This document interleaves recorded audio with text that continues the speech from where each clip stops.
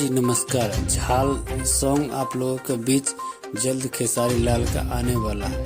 इसकी क्या है आगे का जानकारी मैं आप लोगों को बताता हूँ। सबसे पहले जो खेसारी लाल का फैन हो, हमारे चैनल पे नए आए हैं तो चैनल को सब्सक्राइब कीजिए, वीडियो को लाइक कीजिए। तो मैं बता देना चाहता हूँ, खेसारी लाल यादव का एक तबला सॉन्ग आया था जो कि यूट्यूब पर ट्रेंडिंग नंबर 1 यानी ट्रेंडिंग कर रहा था। ट्रेंडिंग नंबर 1 स्टार का ट्रेंडिंग सॉन्ग तबला था।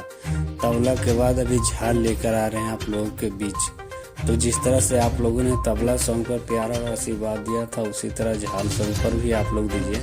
और आप लोगों को पता होगा कि ट्रेंडिंग स्टार अभी लंदन में शूटिंग कर रहे हैं। इसकी आगे की जानकारी आप लोगों को मैं दूंगा। धन्यवाद।